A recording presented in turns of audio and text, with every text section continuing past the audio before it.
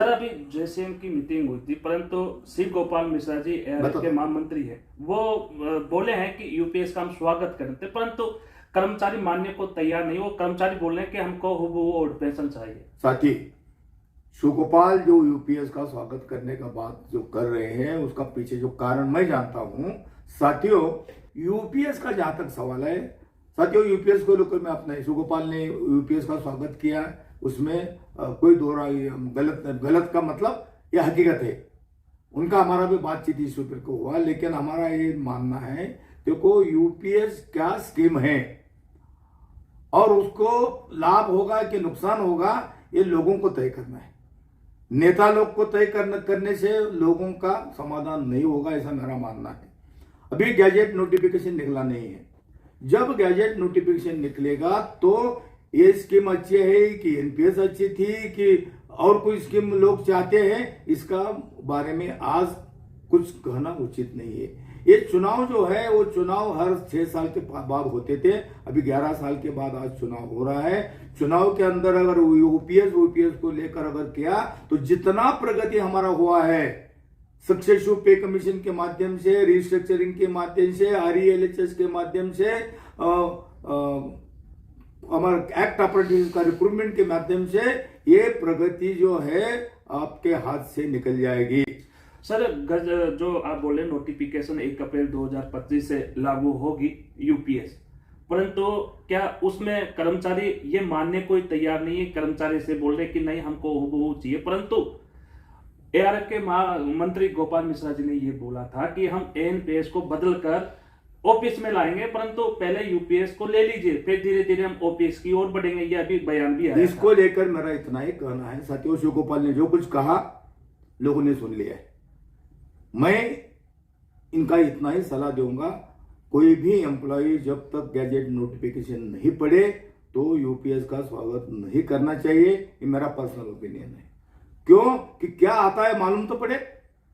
हमारे 3 मीटिंगें हुई है सरकार के साथ में। पहला मीटिंग में उनका हमारा बात सुनने का काम किया उन्होंने, दूसरा मीटिंग में उन्होंने अपना बात बताया और तीसरा मीटिंग में बोला कि हम ओपीएस दे ही नहीं सकते, ये सरकार का रवैया है।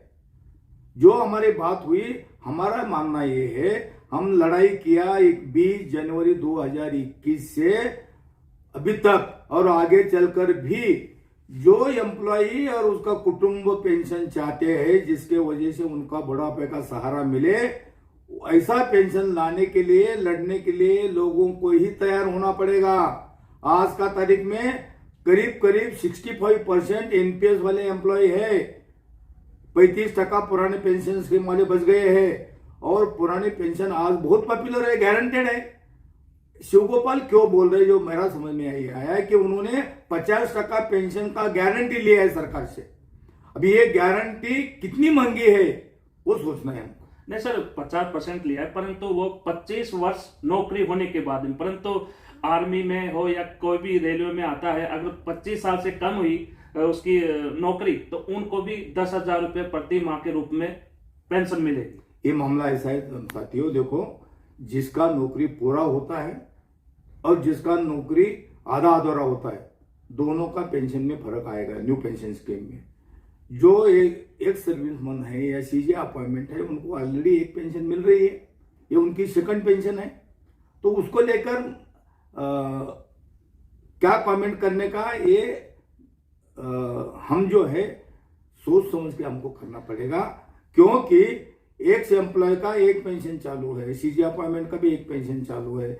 हमको जो लोग 30, 35, 40 साल नौकरी करेंगे उनका पेंशन का क्या होगा, वो हम all India railway federation WRU का हमारा ध्यान है और उसको ध्यान में रखते हुए मैंने इसके ऊपर सर्कुलर निकाला है, जगह जगह पर बयान दिया है कि ये जो यूपीएस का नोटिफिकेशन निकलेगा उसके बाद में हम अपने जो मेम्बरान है, रेलवे मैन है, उनको गाइड भी करेंगे। उनको भी सोचना चाहिए कि हमको एक्चुअली क्या करना चाहिए।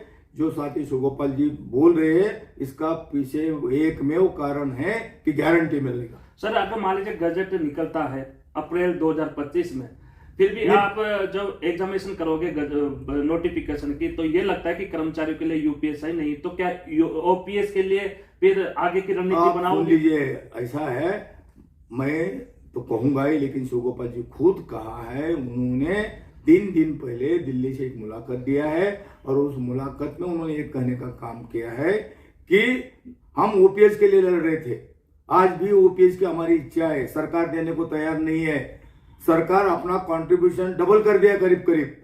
एम्प्लॉय का कंट्रीब्यूशन 10% है, उनका कंट्रीब्यूशन अभी 10 + 8.5 18। हमको ये सोचना है कि सरकार डबल कंट्रीब्यूशन देने के लिए तैयार है तो ओल्ड पेंशन देने के लिए क्यों तैयार नहीं है। सर अभी चुनाव का माहौल है, 4-5 दिसंबर को चुनाव है फेडरेशनों का, पहले 2013 में हुआ था, 2024 में 9 साल बाद में हो रहा है और इस चुनाव में सभी जोनों में हो रहा है। तो वेस्टर्न रेलवे में मजदूर संघ, वेस्टर्न रेलवे एम्प्लॉय यूनियन और पीआरकेपी और साथ में एक और ऑल इंडिया ट्रैकमैन यूनियन भी जुड़ी है। तो ऐसी क्या नाराजगी है जो ऑल इंडिया ट्रैकमैन यूनियन ने भी नामांकन भरा है? साथियों, जो मेरी जानकारी है उसके मुताबिक वेस्टर्न रेलवे के ऊपर 7 यूनियन ने नामांकन भरा है। अभी 7 में से कितना वैलिड है कितना इनवैलिड है ये हम 11 नवंबर के पहले नहीं बता पाएंगे। ट्रैकमैन का जहां तक सवाल है, देखो all India railway federation, brother Umramal Purohit, Jayaprakash Narayan, इन्होंने हर कैटेगरी के लिए किया है, लेकिन सबसे ज्यादा लड़ाई अगर हमने की है तो गैंगमैन, पॉइंट्समैन और हमारे जो ग्रुप डी एम्प्लॉय है ऑल डिपार्टमेंट्स के। तो इसीलिए ट्रैकमैन को क्या किया है मैं आज का मीटिंग के अंदर विस्तार में बोलने वाला हूं। लेकिन मैं ट्रैकमैन को 2800 का ग्रेड तक लेके जाने का काम western railway employ union ARF ने किया है। 4200 में भी हम लेके जाएंगे। उनका जो अपेक्षा ट्रैकमैन का है कि हमको ट्रैक में काम करने के बजाय ट्रैक के बाहर निकलना है। तो सर क्या एसोसिएशन चुनाव लड़ सकती है? एक ही विभाग की एसोसिएशन अगर नामांकन दाखिल करती है तो ये बहुत ही बड़ा सवाल है सभी कर्मचारियों के लिए। ऐसा है, इसको लेकर मैं इतना ही कहूंगा, कौन लड़ सकता है कौन नहीं लड़ सकता है। एक ही कानून सरकार ने बनाया है, जो यूनियन सभी कैटेगरी के लोगों को रिप्रेजेंट करता है वही चुनाव लड़ने का अनुमति है। अभी इसका फैसला रिटर्निंग अफसर करेगा, JR Bhosle general secretary WR नहीं कर सकता है। और इसके ऊपर ये लोकशाही है, तो ये लोकशाही के अंदर जिसका ऑल इंडिया का मेंबरशिप 2000 है बोलता है मैं भी लड़ूंगा। नहीं सर, बहुत सारे कर्मचारी का मन में ये सवाल था कि कोई भी एक विभाग की एसोसिएशन चुनाव नहीं लड़ सकते, सभी विभाग की ये लोगों का कहना हमने सरकार तक 2007 के पहले पहुंचाने का काम किया है, मान लिया है। और जो चुनाव का नोटिफिकेशन है उसके अंदर 1.1 प्यारा में लिखा हुआ है कि जो मजदूर संगठन तमाम जो कैटेगरी है उसका प्रतिनिधित्व करता है वही चुनाव लड़ने के लिए अलाउ करेंगे। मतलब है कि जो सभी विभागों से सम्मिलित यूनियन है वही नामांकन, सम्मिलित नहीं, उनको प्रतिनिधित्व करता है। अच्छा, जो सम्मिलित हो नहीं हो, जो यूनियन तमाम लोगों का प्रतिनिधित्व करता है, रेल मजदूरों का, वही चुनाव लड़ सकता है।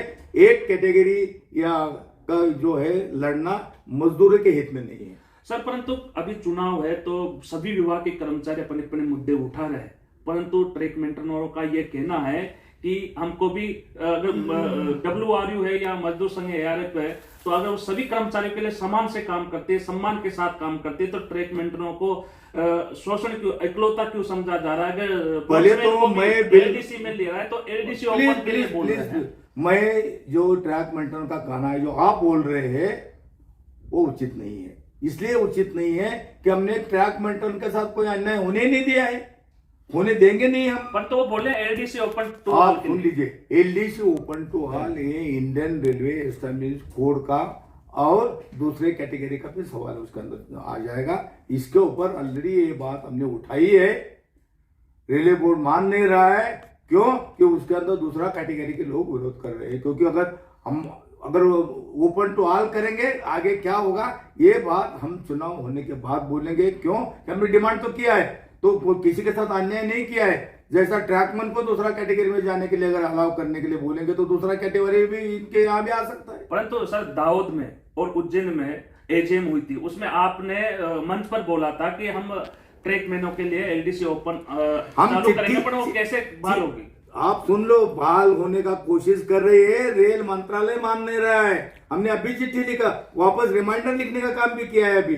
और ट्रेन का जितना बोला है उज्जैन में, दाहोद में, भावनगर में, जहां जहां भी, नॉट ओनली ट्रैकमन, तमाम रेल मजदूरों के लिए हमने जो बोला है उससे ज्यादा करके दिखाने का काम किया है। उदाहरण दो मैं आपको, ये सुपरवाइजर का अपग्रेडेशन जो आया है, वो अपग्रेडेशन केवल जो रेल मजदूर की एकता के वजह से आया है। और हमने मोदी जी को समझाने का काम किया कि जो भारतीय रेल का जो भी प्रगति हो रही है उसके अंदर तमाम सुपरवाइजर्स और उनका समर्थन करने वाले जो लोग ग्रुप डी एम्प्लॉय है, उनके वजह से हुआ है। अंतिम मेरा सवाल है कि सर, सभी विभाग के कर्मचारियों के लिए है जो अभी हाल ही में कर्मचारियों को बहुत कठिन से काम करना पड़ रहा है। तो जैसे एक गेटमैन है, वो पॉइंट्समैन भी हो सकता है, ट्रैकमैन भी हो सकता है। जब ऑन ड्यूटी से ऑफ ड्यूटी करके घर जाता है या फिर घर से ऑन ड्यूटी जाता है, तो एक आईडी एक शब्द है कि जहां पर इंजर्ड होता है, जहां पर काम करता है तो उसको आईडी मिलेगी। परंतु गेट से घर जाता है, घर से गेट पे जाता है, तो बीच में चाहे कोई भी विभाग का कर्मचारी हो, बीच में इंजर्ड हो जाता है, दुर्घटना हो जाती है, उसको आईडी नहीं मिलती है। तो ये कभी रेलवे में नियम ही नहीं बना, तो क्या इसके बारे में सोच विचार है? आपका जो जानकारी है उसको थोड़ा सा सुधार दीजिए। नौकरी पर से घर जाते टाइम में अगर एक्सीडेंट होता है तो उसको ऑन ड्यूटी मारने का प्रावधान है। हमने कई केसेस करवा दिया है। घर से नौकरी पर जाते टाइम प्रूव करने का ये मुश्किल है कि नौकरी पर जा रहा था क्या और कहीं जा रहा था, लेकिन नौकरी करके घर जाने वाले लोगों को ऑन ड्यूटी ट्रीट करने का हमने कई केस किया है, लड़कर किया है। सर, ये अंतिम मेरा सवाल है कि रैंकर कोटा और एडीसी से भर्ती आती है। अभी एडीएसी बनो, चाहे एडीई बनो, चाहे एडीएसओ बनो, चाहे एपीओ बनो, उन सभी को एलडीसी से 70% कोटा कर दिया गया है। क्या इंजीनियरिंग विभाग के ट्रेकमैनों के लिए भी जो 20% रैंकर कोटा आता है एलडीसी से, रैंकर से, क्या उसको भी बढ़ाकर उन लोगों को पदोन्नति का लाभ दिया जा सकता है? ऐसा है, हमने अभी लेटेस्ट मांग किया है कि जो 10% इनकम कोटा है उसका 20% करो ट्रैकमैन के लिए। एलडीसी ओपन टू ऑल कर लो। और जो भी एलपी या मास्टर जहां भी डायरेक्ट रिक्रूटमेंट के लोग नहीं मिलते हैं और जो शॉर्टफॉल है वो भी अभी in case of loco pilot हमने तमाम कैटेगरी के लोगों को अलाउ करने का काम किया है। भावनगर में उसका शुरुआत हुआ था, अभी हमने बॉम्बे से ऑर्डर निकाल के हर डिवीजन में जो शॉर्टफॉल है दूसरा डिपार्टमेंट के ग्रुप डी एम्प्लॉय से भरो, आदेश निकालने का काम किया है और वो काम हो रहा है। वेस्टर्न रेलवे में सबसे मुश्किल ये यहाँ पर ये चुनाव होने वाला है, तो पूरा वेस्टर्न रेलवे का कैडर कितना है? अभी हमारे करीब 86,000 वोटर है। लास्ट टाइम में जो हमारा वोटिंग का परसेंटेज था इट वाज अराउंड 80%। इस टाइम भी उतना या उससे ज्यादा भी हो सकता है क्योंकि लोग वोट करना चाहते हैं। वोट हमारा हित का रक्षा करने वाला यूनियन को चुन के लाना चाहते हैं। तो मुझे आज भी मानना है कि हमारा वोटिंग जो है इस टाइम में भी 80-85% होगा और पॉजिटिव वोटिंग होगा, क्योंकि मैं जानता हूं कैटेगरी वाइज फीलिंग जो लोगों का होता है, हर कैटेगरी का होता है, लेकिन वोटिंग करते टाइम में जो हमारा इंडस्ट्रियल यूनियन है, इंडस्ट्रियल फेडरेशन है, उनको ही लोग पसंद करेंगे। और ऑल इंडिया रेलवे फेडरेशन जैसी 105 साल लोगों की सेवा करने वाली जो इंडस्ट्रियल यूनियन है उसको ही लोग पसंद करेंगे और उनको ही वोट देंगे, ऐसा मेरा मानना है। क्यों? कि हम फ्री, इंडिपेंडेंट, डेमोक्रेटिक, लोकशाही वाली यूनियन है। हम कोई राजनीतिक पार्टी का कहने से यूनियन चलाने वाले नहीं है। बाकी जितने भी हैं वो राजनीतिक पार्टी या कहीं ना कहीं बसे हुए, उसको मैं कमेंट नहीं करना चाहता। चुनाव से पहले मैं आप सभी दर्शकों को, सभी कर्मचारियों के लिए आप चुनाव से पहले क्या बोलना चाहते हो, क्या कहना चाहते हो चुनाव से पहले? मैं चाहता हूं कि लोगों को काम बताने का गरज नहीं, काम का लाभ रेलवे में ले रहा है। जो लाभ ले रहे हैं उस लाभ को ध्यान में रखते हुए तमाम रेल मजदूरों को लाभ लाने वाली यूनियन, अपनी यूनियन और अपना हित के लिए लड़ने वाली union western railway employees union, all India railway federation को ही लोगों को पसंद करना चाहिए और उनको बहुमत से चुनकर लाना चाहिए। अभी बहुत ही धन्यवाद कि महामंत्री आज भोसले साहब से बात हुई और सभी हमने कर्मचारियों के मुद्दे और समस्या रखी और भोसले साहब ने अच्छी तरह से यहाँ पर समस्या के बारे में बताया गया है। अब आगे हम यहाँ पर चलेंगे मीटिंग में, तो वहां पर पूरी जानकारी आपको देंगे।